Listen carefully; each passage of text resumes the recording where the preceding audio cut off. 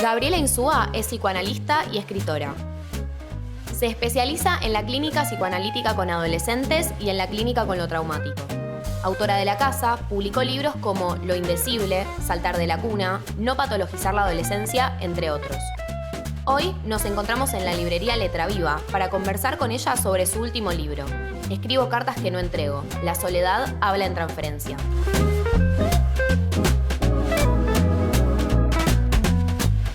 Esto es Síntomas Literarios, un espacio para adictos a la terapia y lectores compulsivos. Bueno, Gaby, gracias por venir. Acá en Letra Viva te amamos, están todos tus libros por todos lados. Sos una de nuestras joyitas. Muchas gracias. Yo principalmente te leo siempre todos tus libros. Muchas gracias. Así que estamos muy contentos. Igualmente para mí, porque este es un lugar que es como la casa de muchos y muchas de nosotros, ¿no? Uh-huh. Bueno, este es un libro, a mí personalmente fue mi favorito. ¡Ay, qué bueno! Lo amé, está todo, no sé si se ve en la cámara, está todo marcado. ¡Qué bueno! Fue mi favorito, pero es uno de tus libros más íntimos y más personales. Así es. No estamos tan acostumbrados a ver desde una figura de analista, que generalmente es un poco más, una figura que está un poco más allá, lejana, arriba, que lo tenemos quizás por transferencia, un poco más allá, inteligente, como allá arriba.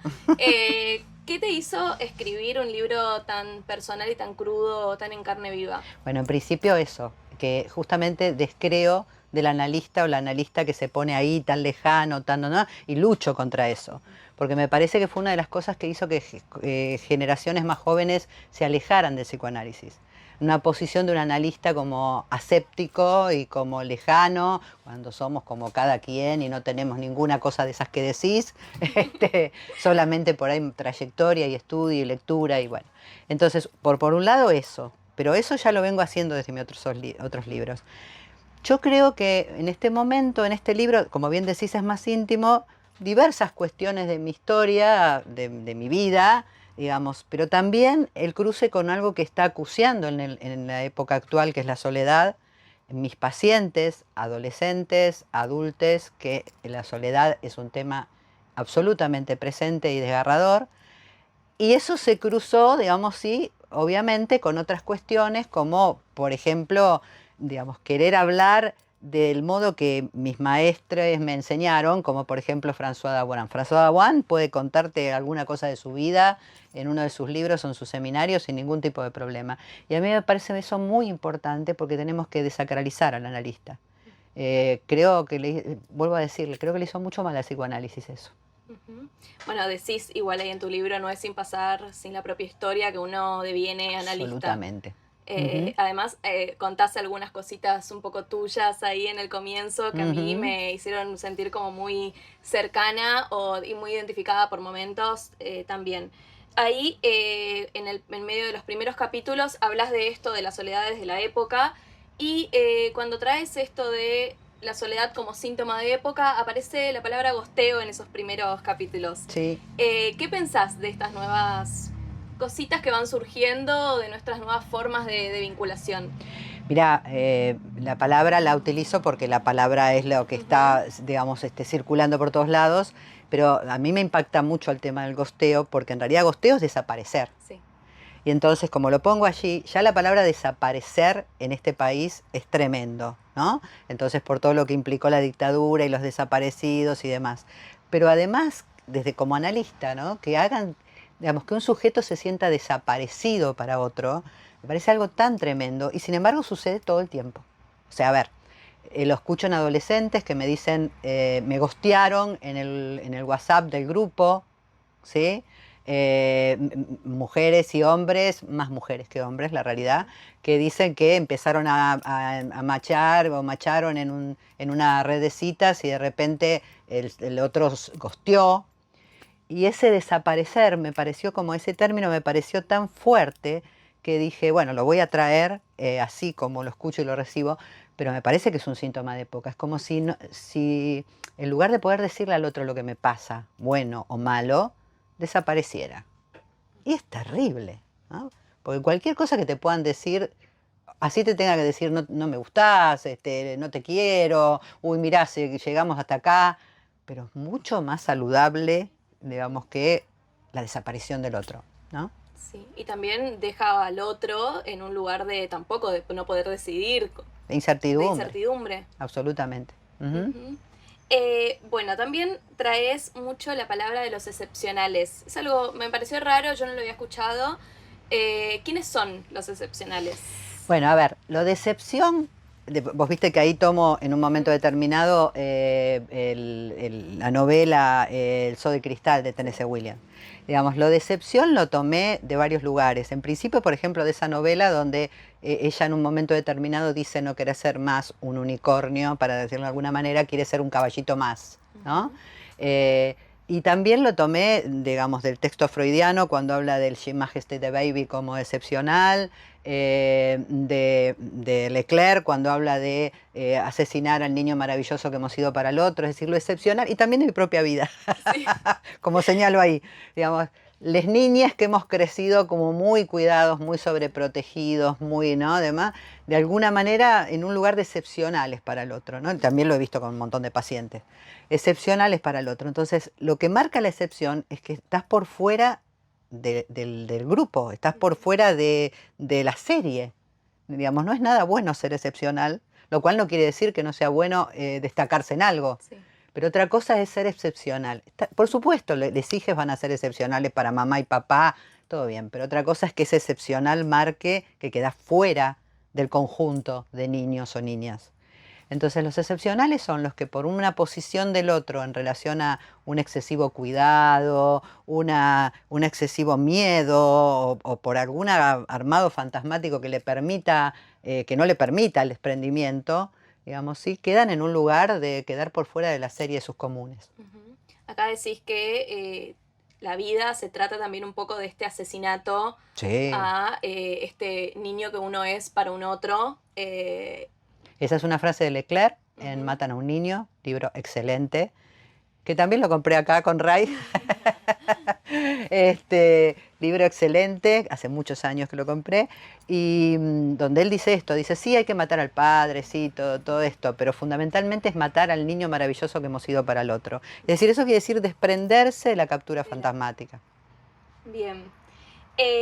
También en otra parte traes algo que a mí me llamó mucho la atención, que apareció el psicoanálisis de guerra. Ujú. Y acá hablas de la soledad que trae consigo el suceso traumático. Así es. ¿Cómo pensás en carácter de importancia un psicoanálisis para la guerra hoy en día, que justo ahora estamos medio ahí en el mundo? Bueno, yo desde el año 98 me vengo abrevando, me vengo formando con François Dawan, con Jean Magadeler, que para mí son maestros absolutos en esto. Me cambiaron como analista, me cambiaron la cabeza, conocerlo fue un antes y un después, que tiene que ver totalmente con un psicoanálisis que lea lo traumático de un modo distinto al que lo lee la ortodoxia. Hay otros y otras maestros, que, por ejemplo, Silvia Bleichmar, sin duda, iba por otro lado de la ortodoxia, Juan Carlos Volnovich. Bueno, yo, digamos, me apasioné con la postura que tenía François Dawan y a partir de ahí, bueno, de hecho, coordino un equipo en el Centro 2 que se ocupa del abordaje de los efectos del acontecimiento traumático. Digamos que el psicoanálisis es lo que me causa, pero dentro del psicoanálisis la clínica con adolescentes y la clínica con lo traumático. Esta clínica con lo traumático que Dawan transmite también se fundamenta sobre todo en lo transmitido por los psiquiatras de guerra. ¿Sí? William Rivers, Salomon, Frieda von Reichmann, que era una persona más allá de ser la esposa de Erich Fromm, porque todo el mundo la conoce como la esposa de Erich. Frieda von Reichmann, bueno, y William Rivers, ya lo dije, bueno, muchos más, pero Sandor Ferenczi, Winnicott, que la gente olvida que también estuvieron en la guerra, Bion. Entonces, sobre lo que los psiquiatras y psicoanalistas de guerra utilizaban ahí al lado de la trinchera, digamos, muchos, como François, por ejemplo, digamos, construyeron un abordaje posible y ese es el que yo utilizo con mis pacientes y transmito en la docencia y demás. En relación a la soledad en lo traumático, es tan devastador. Digo, a ver, yo soy contemporánea de los veteranos de Malvinas.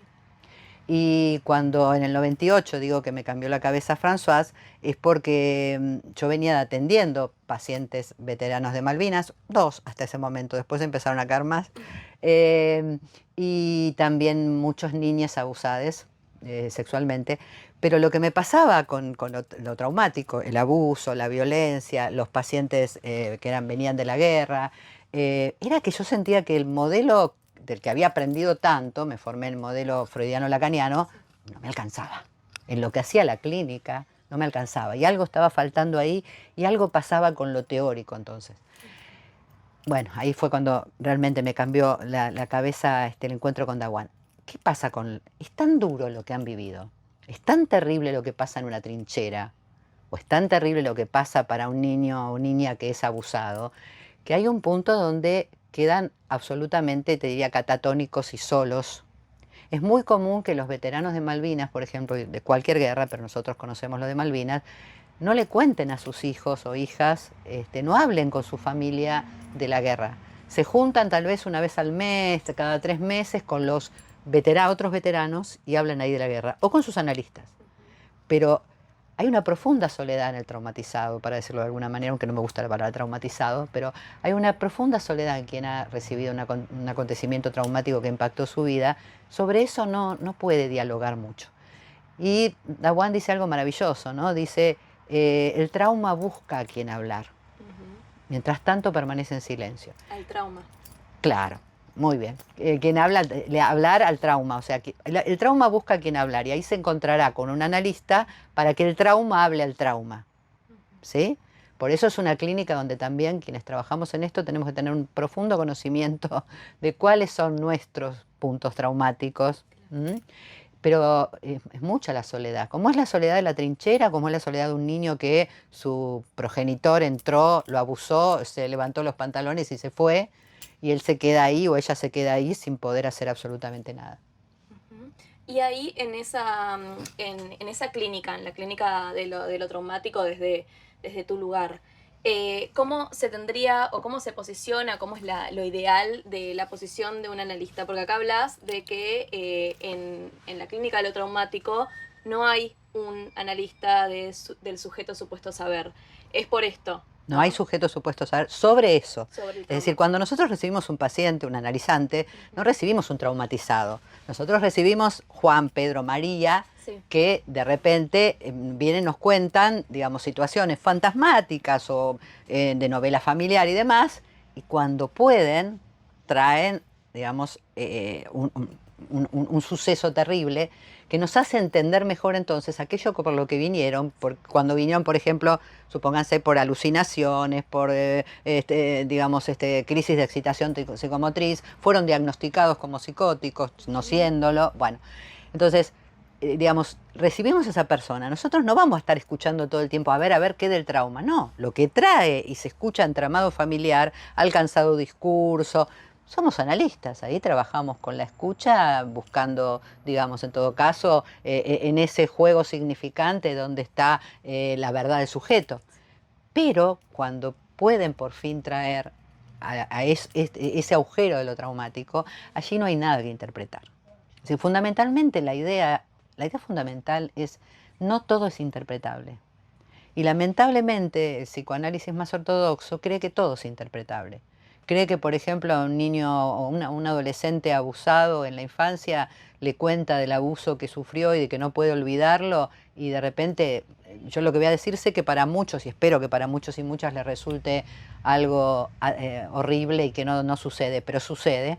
Se escucha, por ejemplo, que se le dice, bueno, pero algo debes haber sentido vos, o algún goce había ahí tuyo para que vos no puedas olvidarlo. Bueno, la clínica con lo traumático tiene la posición absolutamente opuesta a eso, porque tendría que hablar acá horas de lo traumático, pero digo, el hecho de que no sea inscribible el acontecimiento traumático, que no consiga inscripción, hace que no es interpretable. Ahí no hubo un goce, ahí hubo una imposición del otro, como la guerra es una imposición, como la bomba que le cae al veterano. Entonces, para nosotros no todo es interpretable. Para nosotros ahí solamente se trata de escuchar, ser testigo y de acompañar con intervenciones, hacer como un bordecito, un borde en lo posible, un borde a ese agujero para que la vida toda no se les vaya en él. No, pero después hay otras cosas en las que trabajamos con el método como Sí. cualquier analista. Bien, bueno, aprovecho igual para decirlo que en el libro, acá en la librería siempre preguntan por libros que tengan casos. Bueno, el libro de Gaby tiene muchísimos casos, medio que ahí estuviste diciendo algunos, están buenísimos. Después seguimos, avanzamos en el libro y llega la parte de la mujer sola, la mujer solterona, como síntoma medio epocal y no tanto.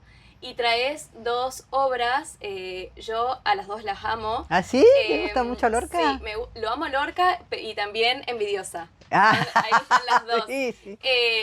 Doña Rosita la soltera y la serie Envidiosa. ¿Cómo hiciste para unir? Se unen muy fácil igual, pero bueno, me parece que también queda en el libro muy marcado esto de hace años. Y en la actualidad las mujeres seguimos con esa mirada medio de compasión ante la soledad. Vos recién hablabas de tu Goya natal. Sí. Yo tuve, o tengo, mi ciudadela natal, es decir, bastante más cerquita, pero es conurbano bonaerense, zona oeste. Pero ¿qué quiero decir? ¿Por qué te digo eso? Venimos de pueblos, Sí. porque aunque son ciudades, no dejan de ser pueblos. Y vos sabés que, en el mío por lo menos, en el tuyo seguro, estaba lleno de personajes, ¿no? Como los que hace Juan Pablo Gereto, que es maravilloso, donde estaba esto y el otro, y la solterona. Sí. ¿Sí? Bien. Entonces, lamentablemente, pero era así, prejuiciosamente, pero era así, digamos, cada uno tenía un mote, ¿no? Y había distintos motes. Bueno, cuando vos decías, acá hay mucho de lo tuyo, de lo íntimo. Bueno, yo creo que cuando fui a Doña Rosita la soltera es porque pensé en varias de las mujeres solas y desgarradas por la soledad que conocí de niña, pero desgarradas por la soledad, porque de alguna manera, en muchas porque no querían estar solas, como digo ahí, solas sin pareja, quiero decir, ¿sí? Y otras porque aunque querían estar solas, el mundo, el barrio las miraba como que eran las solteronas. Bueno, pensé en Doña Rosita la soltera, ¿no? Entonces fui, lo busqué, todo lo demás. Y en eso pienso, che, pero envidiosas, ¿por qué tanto furor de envidiosas? Y ahí los uní. Dije, fíjate cómo, ¿no? Lorca hace tantos años, décadas, y ahora alguien en una serie de Netflix sí junta algo que tiene que ver con cómo se ven miradas las mujeres que de alguna manera están sin pareja. Porque la soledad que estigmatiza en esta época y en aquella época es la soledad de pareja. Sí. Esto es tremendo, porque si una mujer está rodeada de amigos, amigas, familia, no sé, está feliz con eso, está sola igual. Sí. Para el afuera está sola igual. Sí, además, justo en García Lorca aparece la imagen de otra mujer también, de la abandonada, además. Tal cual. La Tal cual. dejada por otra mujer, en Envidiosa también aparece mucho la figura de la otra mujer. Tal cual. Me acuerdo una vez que habíamos estado en un grupo de lectura. Yo tengo una fijación con algunos tipos de libros y mi fijación es las mujeres locas por amor. Ahí estoy yo con Neil Knox, estamos... Yo escribí un artículo hace un montón de años para psicoanálisis y el hospital que se llamaba Cabecitas Locas. Y hablaba de Juana la loca. No, es maravilloso el tema, a mí también me apasiona, sí. A ver, ¿y entonces? Y pensando esto, también se me venía mucho a la cabeza que también con Envidiosa surgió todo un tema de que también las mujeres se pudieron un poco soltar y reír un poco de también todas estas contradicciones que tenemos o que tienen algunas de, bueno, quiero estar sola, pero también quiero mi trabajo, pero también me enojo cuando otra se casa. Hay una guerra interna medio... Claro, pero ¿sabés lo que me parece genial que pensemos como psicoanalistas? Lo genial que pensemos es que esto, lo que Envidiosas trae, digamos antes y hoy también, lamentablemente, desde un psicoanálisis ortodoxo es leído como histeria. Sí. Histeria, histeria, histeria, histeria y por todos lados histeria. Entonces es una histérica. ¿Ah? Es una histérica, fíjate cómo envidia a la otra y entonces la otra.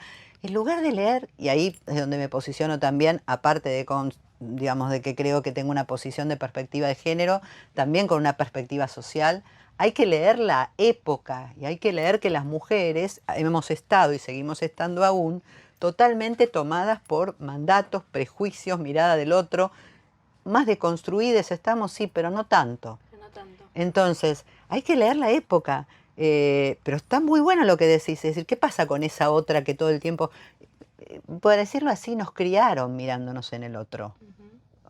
Digamos, y no solamente la otra, digamos. Lo especular también está, por supuesto, pero al mismo tiempo la sociedad todo el tiempo. ¿Qué ves cuando prendes no sé, un streaming? No, el streaming no tiene tantos, pero cuando prendes, vas al Instagram, ¿no?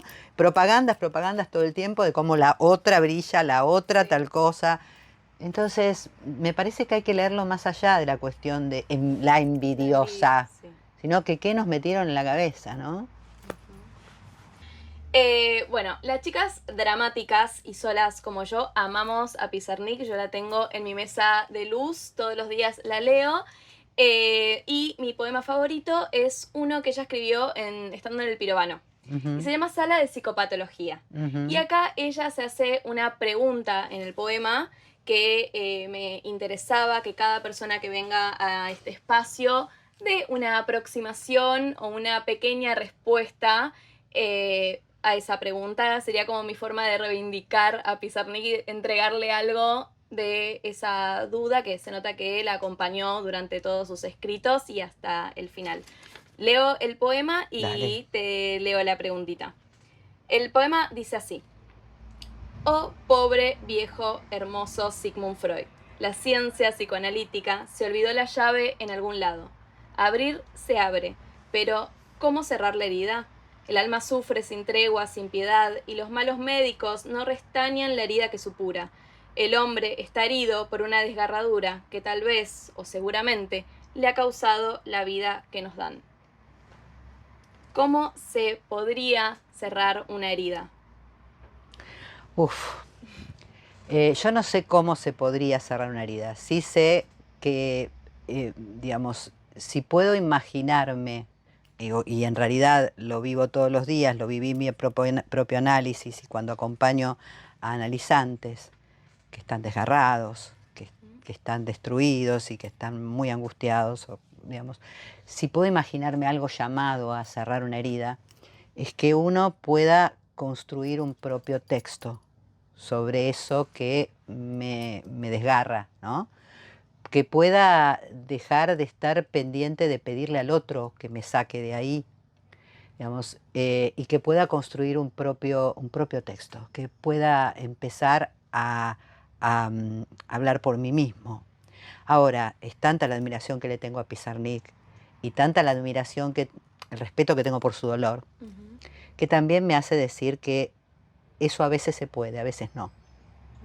Es decir, lo que me hace analista es tener la esperanza de que siempre de que se va a poder.